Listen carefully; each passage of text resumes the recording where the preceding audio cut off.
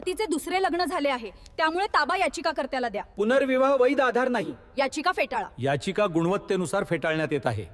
पती पत्नीमध्ये कौटुंबिक वाद होतात. कौटुंबिक वाद झाल्यानंतर न्यायालयामध्ये आपसात संमतीने घटस्फोटाची केस सुद्धा दाखल केली जाते. आपसात संमतीने घटस्फोट मिळवला जातो.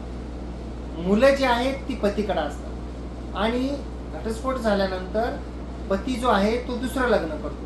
दुसरं लग्न केल्यानंतर पत्नीने न्यायालयामध्ये केस दाखल केली की पतीने दुसरं लग्न केलेलं आहे, तो मुलांची व्यवस्थित काळजी घेऊ शकणार नाही आणि त्यामुळे मुलांचा ताबा मला मिळावा. पतीने दुसरे लग्न केले या केवळ एका मुद्द्यावर मुलांचा ताबा पत्नीला मागता येईल का, याबद्दल आज आपण बोलणार आहोत. त्यासोबतच माननीय सर्वोच्च न्यायालयाच्या एका महत्त्वपूर्ण केसचा सुद्धा यामध्ये आपण संदर्भ घेणार आहोत. नमस्कार, मी आपला वकील मित्र ॲडव्होकेट कैलास नाईक.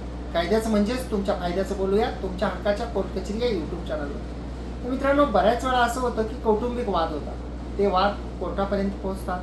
कोर्टामध्ये आपसात संमतीने घटस्फोट घेतला जातो किंवा एक पार्टी जी आहे ती न्यायालयामध्ये घटस्फोटाचा अर्ज दाखल करते, त्यावर सुनावणी होते आणि उभय पक्षांचा पुरावा घेतल्यानंतर माननीय न्यायालय हे घटस्फोटाचा अर्ज मंजूर करतात. घटस्फोटाचा अर्ज मंजूर केल्यानंतर मुलांच्या ताब्याबद्दलचा प्रश्न जो आहे तो अनुत्तरित राहतो. तो ताबा ज्यांच्याकडे आहे त्यांच्याकडेच राहतो. बऱ्याच वेळा ताबा मिळण्यासाठी केसेस केले जातात. असंच एक प्रकरण होतं अमित कुमार विरुद्ध सोनीला व इतर. अमित कुमार विरुद्ध सोनीला व इतर निकालाची तारीख आहे 26/10/2018 आणि ही जी केस आहे ती 2019 एक क्रिमिनल लॉ जर्नल पान नंबर 690 सुप्रीम कोर्ट यावर रिपोर्टेड झाली आहे. या केसमध्ये जी फॅक्ट होती ती अशी होती की पती पत्नीमध्ये वाद झाल्यानंतर त्यांनी आपसात संमतीनं घटस्फोटासाठी अर्ज केला. दोघांना आपसात संमतीनं घटस्फोट मिळाला. 2 मुलं होती, ती पतीकडे होती आणि घटस्फोट मिळाल्यानंतर पतीने दुसरं लग्न केलं. पतीने दुसरं लग्न केल्यानंतर पत्नीने त्या मुलांचा ताबा मिळण्यासाठीचा अर्ज दाखल केला. पत्नीचं असं म्हणणं होतं की मी त्यांची नॅचरल गार्डियन आहे, म्हणजे आई आहे, जन्मदाती आई आहे.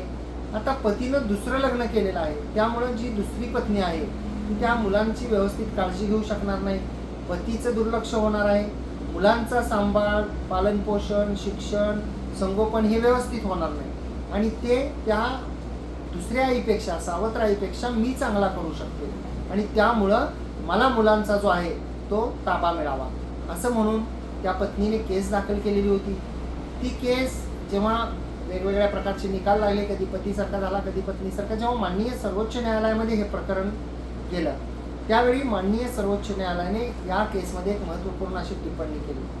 माननीय सर्वोच्च न्यायालयापुढे आलेल्या पुराव्यावरून माननीय सर्वोच्च न्यायालयाला असं दिसलं की जी दुसरी पत्नी आहे ती सुद्धा सुशिक्षित आहे. जी मुलं आहेत त्या मुलांची काही तक्रार नाही.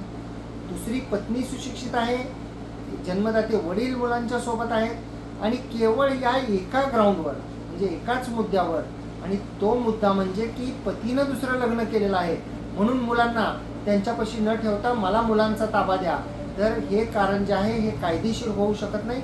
या मुद्द्यावर ताबा जो आहे तो मिळू शकत नाही. त्यामुळं आपल्यापैकी कोणी जर या मुद्द्यावर केस घेऊन जात असाल की केवळ दुसरं लग्न केलेलं आहे आणि त्यामुळे मला ताबा मिळावा, तर आपली केस जी आहे ती स्टँड होणार नाही. माननीय सर्वोच्च न्यायालयाचा याबाबत महत्त्वपूर्ण असा निर्णय आहे. तुम्हाला जर माहिती समजली असेल, आवडली असेल, या माहितीला एक लाईक करा, व्हिडिओला शेअर करा. कोर्ट कचेरीच्या यूट्यूब चॅनलवर आपण व्हिडिओ पाहत असाल, अद्याप जर आपण त्या ठिकाणी सबस्क्राईब केलेलं नसेल तर सबस्क्राईब जरूर करा. बाजूच्या बेल आयकॉनचं बटन दाबा म्हणजे व्हिडिओचे नोटिफिकेशन आपल्यापर्यंत येतील.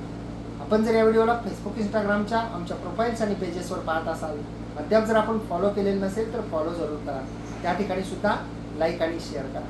धन्यवाद. पतीचे पुनर्लग्न झाले आहे, ताबा याचिकाकर्त्याला द्यावा. पुनर्विवाह वैध कारण नाही, याचिका फेटाळावी. याचिका गुणवत्तेविना आहे, ती फेटाळली जाते.